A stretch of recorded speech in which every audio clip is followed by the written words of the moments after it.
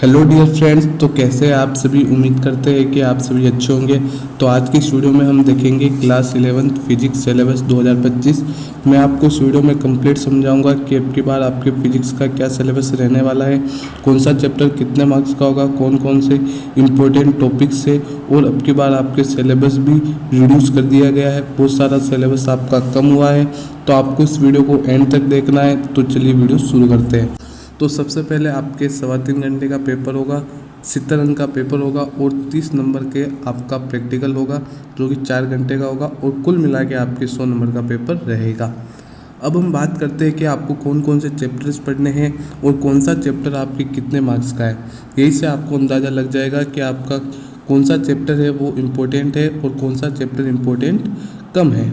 तो सबसे पहले अगर हम बात करें यूनिट 1, तो यूनिट 1 क्या है, भौतिक जगत और मापन, यानी कि फिजिकल वर्ल्ड एंड मेजरमेंट। तो इसके अंदर आपको चैप्टर फर्स्ट पढ़ना है जिसका नाम है मात्रक और मापन, यानी कि यूनिट्स एंड मेजरमेंट।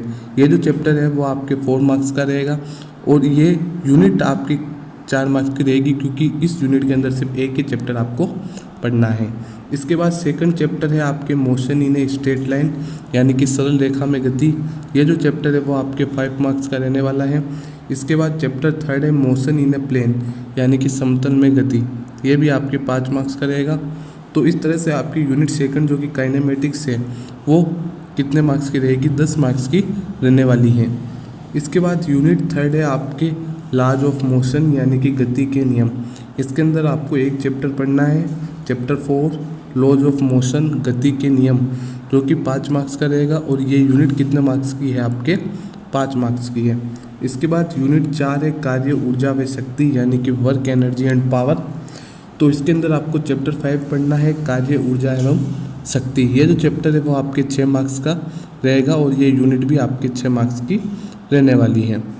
इसके बाद अगर अपन बात करें यूनिट 5, तो यूनिट 5 के अंदर जो आपको चैप्टर पढ़ना है वो है कणों के निकाय की गति एवं दृढ़ पिंड।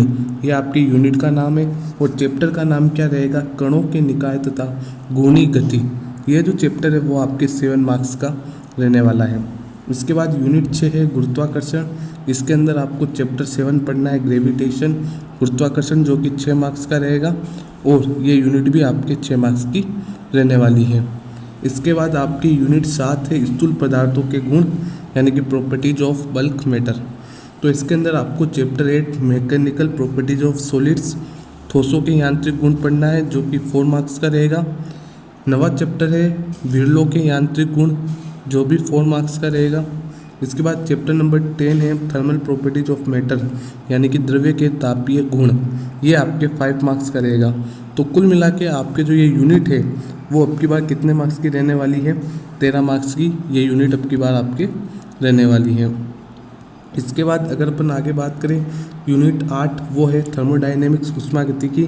इसके अंदर चैप्टर 11 पढ़ना है उष्मागतिकी, जो कि 4 मार्क्स का आपके रहने वाला है।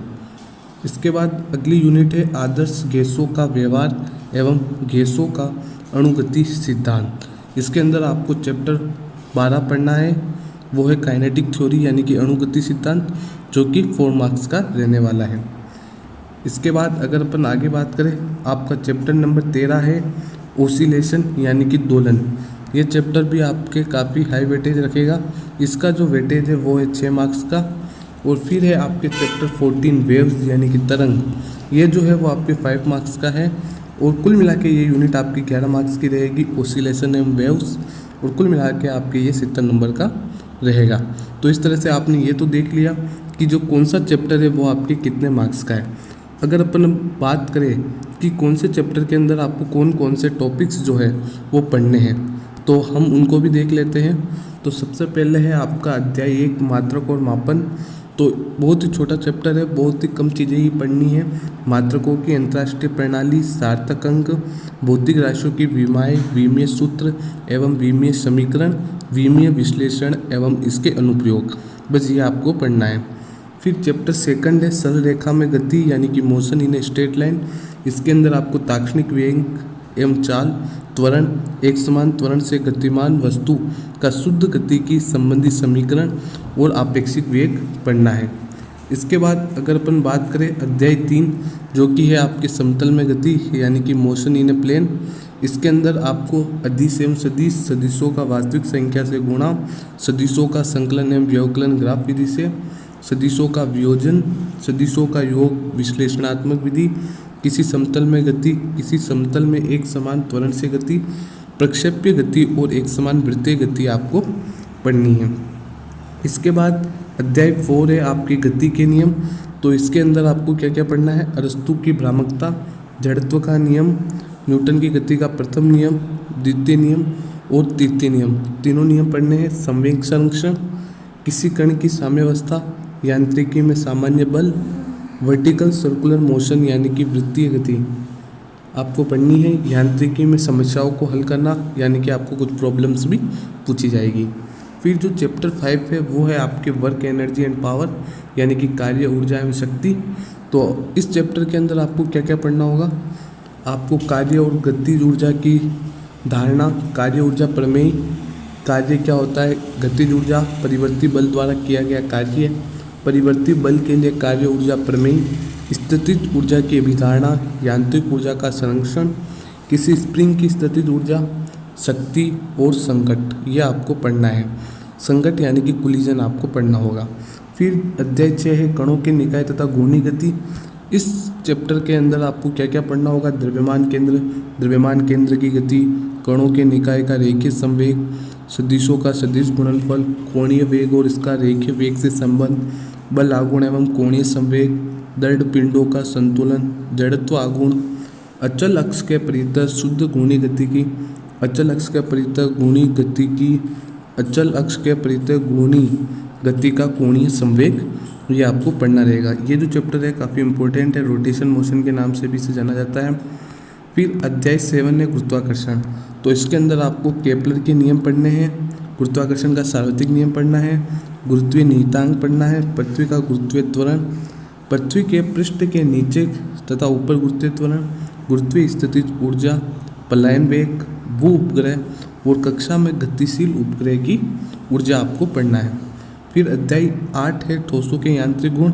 इसके अंदर काफ़ी कम पढ़ना है, प्रतिबल विकृति, हुक का नियम, प्रतिबल विकृति का कर्व, प्रत्यास्थ गुणांक, द्रव्यों के प्रत्यास्थ व्यवहार के अनुप्रयोग। इसके बाद अध्याय 9 है आपके तरलों के यांत्रिक गुण। तो इसके अंदर भी बहुत ही कम चीज़ें अब आपको पढ़नी पड़ेगी, दाब, धारा रेखीय प्रवाह, बर्नौली का सिद्धांत, शांता और पृष्ठ तनाव। फिर अध्याय 10 से द्रव्य के तापीय गुण यानी कि थर्मल प्रॉपर्टीज ऑफ मैटर।